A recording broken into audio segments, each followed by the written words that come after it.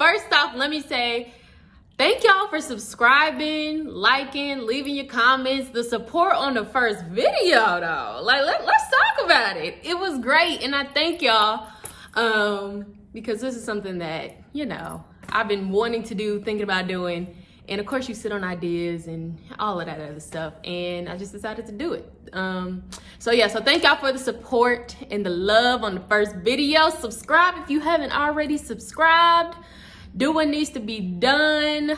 Watch the first video when I just talk about my life update and what's been happening in my world. And then of course watch this video, which you're already doing, which is great.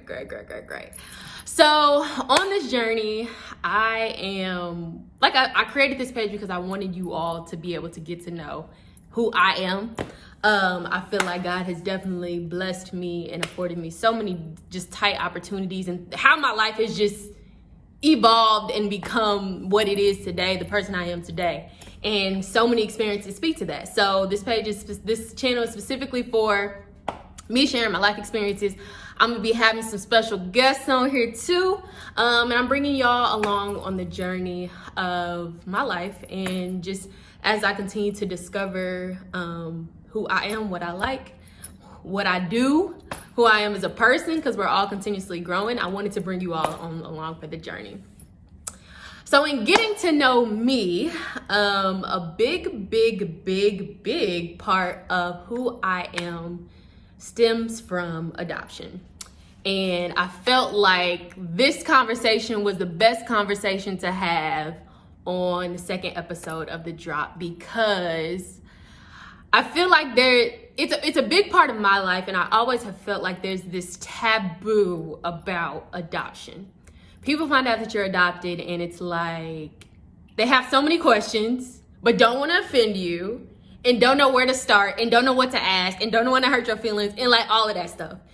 And for me, whenever I have this conversation or tell somebody, I'm just like, ask me all the questions that you may have, because when it comes to it, I try to be an open book, because it is something that is very important to me, and it is something that has transformed my life in the best way. It has been a blessing to me. It has been a blessing to my family as well. So I try to have an open conversation about it and answer people's questions, or whatever they want to know.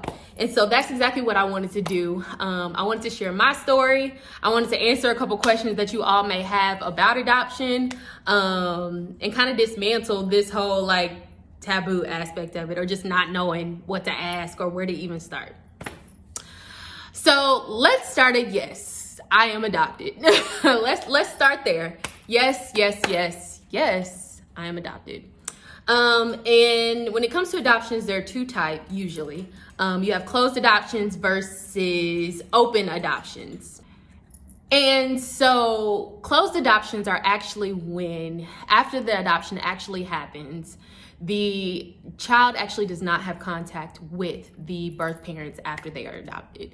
And then of course, open adoption is the complete opposite of that. And basically it's when the child has contact with their birth parents after the adoption actually takes place. Now with my adoption was actually closed, meaning I have not had contact with my birth parents up until this point. We'll get to that later. We'll talk about that later. Up until this point, I haven't. And so the most interesting part about my story, I was adopted when I was 1 year old. And I was adopted from an agency in Dallas, Texas called Hope Cottage. And that's basically where this story starts. And the beautiful aspect about my story in particular was the fact that I have my birth mother, and then I have my mother, the mother that everybody knows, and then, you know, my dad and, you know, everybody else. My mom, the mother that everybody knows, actually worked my case for my adoption. So my mom worked at the adoption agency, and she knew my birth mother. And I think that's the special part about this story overall, is that my mom knew my birth mother, and she worked with her. And so I know what you're probably thinking, how did that even work? We're getting there. We're getting there. So yeah, so my mom's case my birth mother's case was the first case that my mom actually worked on at Hope Cottage, which is beautiful because it's like, how did we even end up here? How did we even end up with you all even being able to adopt me?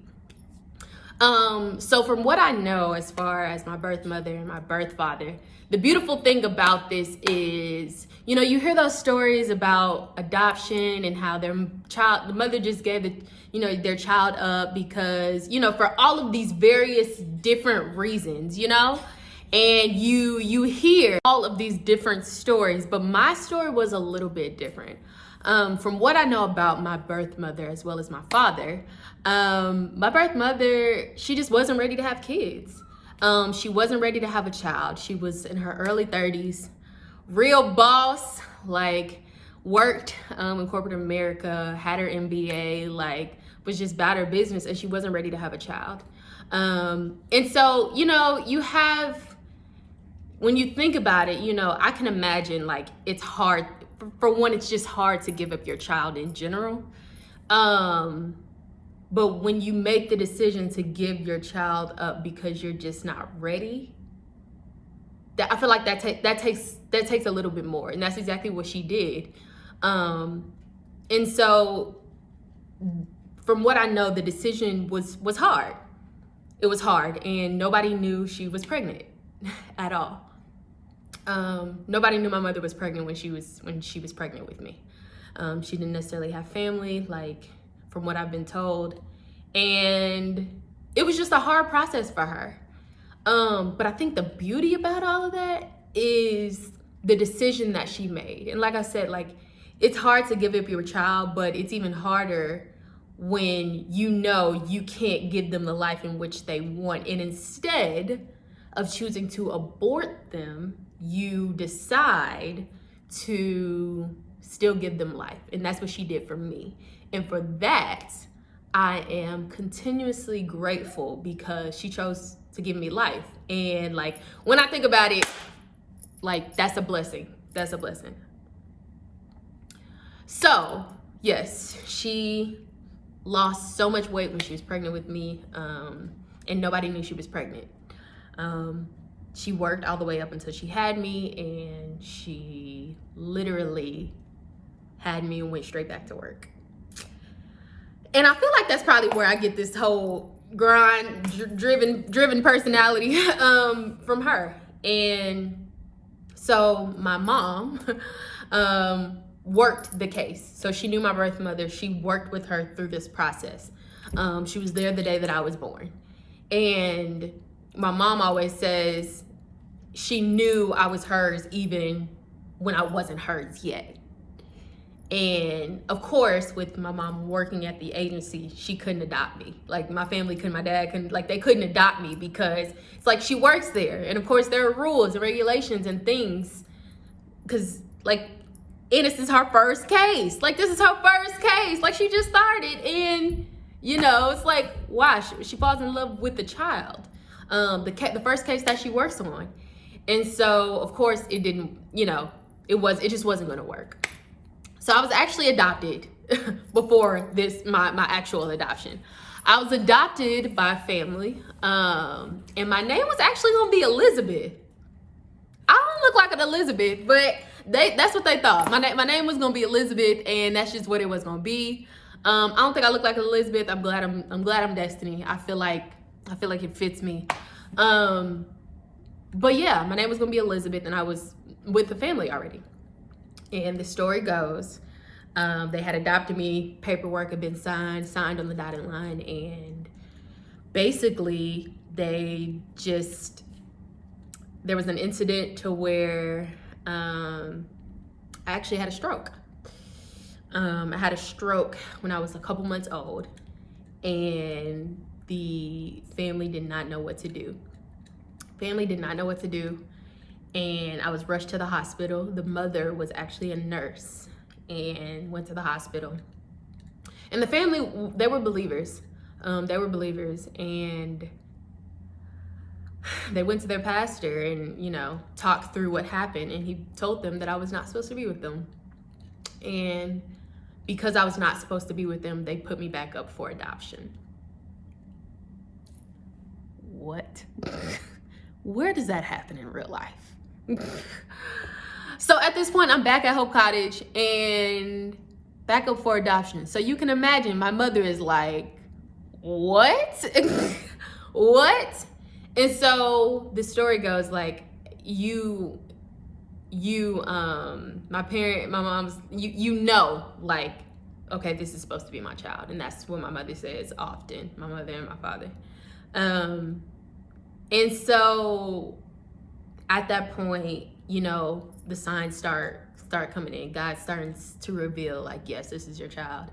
And of course, like, with all the red tape of not being able to adopt a child if you work there, all of that's gone out the window. And my mom, they ended up adopting me at 1 year old.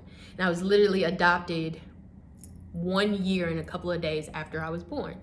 And so the favor that I see in that is really unbelievable. Like, having a stroke as a child when I was that young, I haven't had a stroke since, thank God. And just how it all unfolded, like, that's favor. And you, like, there are things you can't explain it. You can't explain it. And so when I think about that, and I think about how that all, like, the blessing and the calling and the intentionality that God has had on my life, even way back when, like, it's crazy to me. And it legitimately, like, blows my mind. Legitimately blows my mind. So I was adopted when I was 1, and my name was changed. They called me Dee Dee when I was at the agency. And so it just kind of stuck when I was adopted with my family, who everybody knows. And that's where destiny comes in. They wanted to keep the Dee Dee. I'm actually named after my father, the triple D. I got that from my dad. And that's how we got to Destiny Dion, the person that you all know today. And so people often ask me so many questions. And so first question is, do you know your birth mother? Do you know your birth father? I do not know my birth father. I know of my birth mother.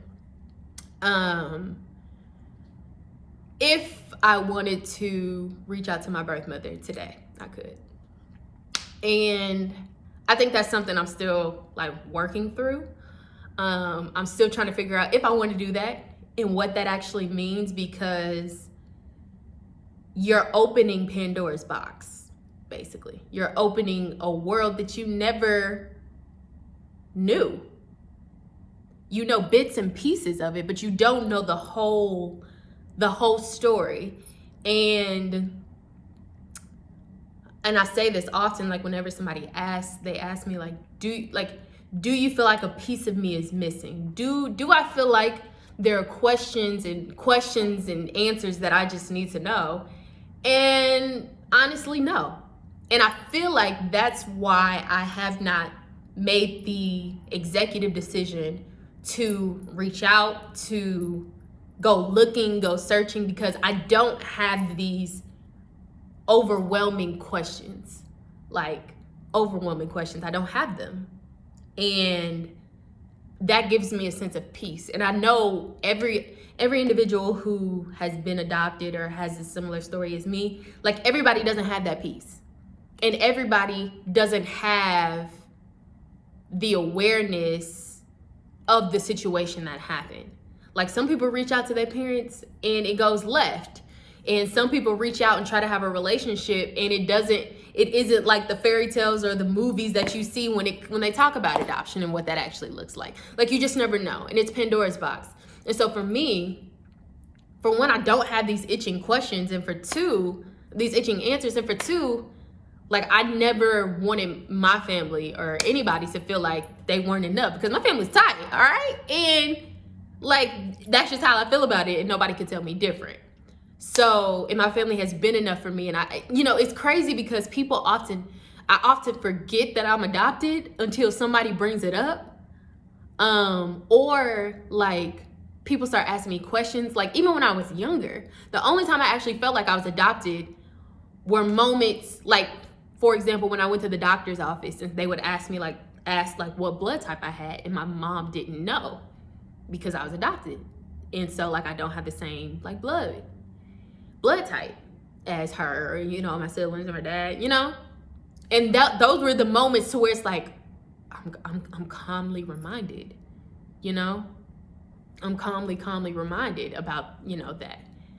And I remember, like, even when I was younger, I remember I had a moment, like, I broke down crying. I probably was in, like, the fourth or fifth grade, and my parents had went to Africa. My parents were out the country, and I went to Africa. They went to Africa, and I was staying at my best friend's house. I was staying at Deja's house with Miss Kim, and, like, I busted out crying because I was just like, yo, like, I'm adopted. And it just, like, hit me, like, all at once, like, and it's like, you don't have, like, at that point, you're still trying to understand what that actually means to you. Like, not what it means, but what it actually means to you. And that's what I had to figure out. Like, what does that mean when I say that? Like, how much pride do I have when I say that? And what does that mean for me? And I had to figure it out. And so, like, there weren't many moments to where it was like, yo, you're adopted. Like, because my family never treated me differently. Like, it was just like, this is normal. like this is normal. And, like, we all, like, you would think that we was all, like, my mom birthed me. Like, nothing is different. And I think, like, that's a blessing, because that doesn't always happen. And the child who is adopted into the family doesn't always feel that way, or doesn't feel included, or feel cared for, or loved, and, like, all of this stuff, especially if they have questions that are needed and wanted and desired, but don't know how to talk about it and don't know how to ask. And, you know, it's just like this gray area. And I think that's another thing that I've been blessed with, because my mom has worked in this field. My mom was open about this since I was the age of 4. Like, literally, since I was the age of 4, my mom we've talked about this. Like, we've had conversations about this.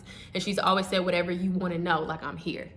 And having that open door is like, thank you. Because there were no points to where I was like, I want to know about this, but I can't talk about this, or I feel like I can't talk about it.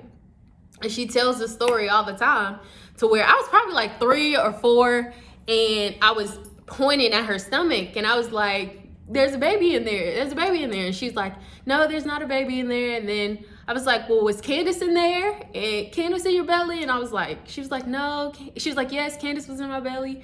And then I was like, well, was Dwight in your belly? And she was like, yes, Dwight was in my belly. And then I was like, was I in your belly? She was like, no, you weren't in my belly. She was like, you know, you're still my child. You're still my baby. And then I just, like, bust out crying. I was like, I want to be in your belly. And she tells that story, like, all the time. So even when I was younger, like, I had a sense of what my life was, how I got here, how I ended up here. And I feel like that sense of knowing gave me so much peace and so much clarity, even to this day. Because there's a lot of hurt that can come along with being adopted, and just not knowing. Like, not knowing where you come from, not knowing your birth parents are out there, feeling like you want to go find them, but feeling like you don't know how, feeling like there's just all of these different questions. And I feel grateful that I have peace about it all. And I don't feel like I have to go searching for it. But as I said, like, there are days to where I'm just like, you know, like, let's do it. Like, let's open Pandora's Box. But then there are other days where I'm just like I'm good. Like, I'm good. And I think that's okay. Like, I genuinely think that it's okay to be in that space, to just be like, one day, or I don't know, the other day, you know? And I feel like those are the emotions that come along with it. And those emotions are beautiful in this whole process. And there may be a day where, you know, I decide to just like go for it. And there may be another day where it's like I make the executive decision to say, hey, like, I'm good, I'm okay. And either one of those I'll be okay. So there may be a day where it's just like, yeah, like, let's go for it. But then there are other days to where it's like I'm okay. But I think in all of these emotions and in all of these feelings, like, my goal is to help people understand, like, and know that adoption is such a beautiful thing. Like, I'm adopting a child, maybe two, we'll see. Like, I am, because it's blessed my life, and I know other people's lives whose it's blessed too.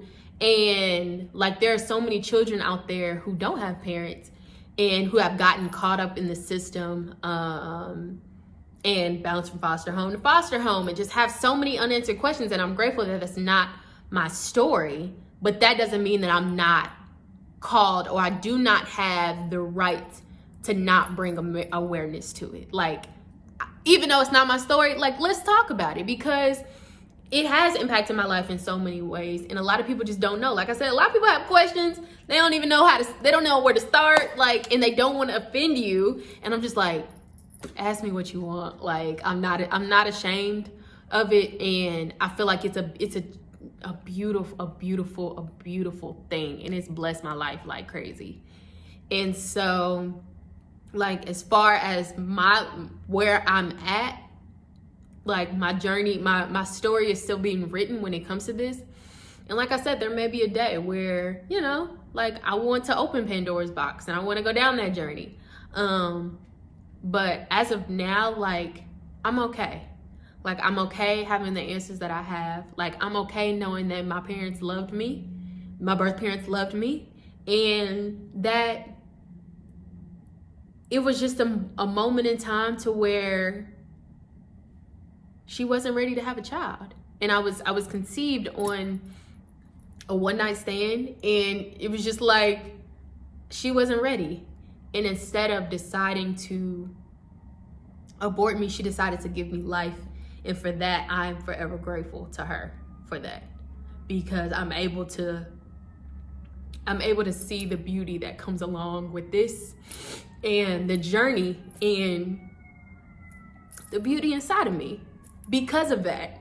And just to see the favor that I have on my life, even back then, like, blows my mind. And like, I'm grateful. And her decision to give me life has blessed so many people. Blessed my life, like, blessed my family's life, like, and like, my ability to just meet people, grow with people, my friends, like, all of that. Like, and that's beautiful to me, because it all boiled down to her decision. And it was a decision she had to make, but she didn't have to make it in the way that she did. But I'm grateful that she did. And I can't say that enough. Can't say it enough, okay? I can't say that enough, because it doesn't work out like this for everybody. And I know that. So yeah. That's my adoption story. Y'all got me crying on camera.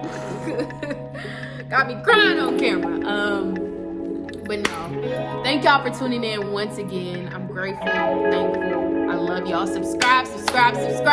If you haven't already clicked the button, I'm wondering why you ain't subscribed yet. Like, what's up? Please subscribe. We dropping videos every Thursday.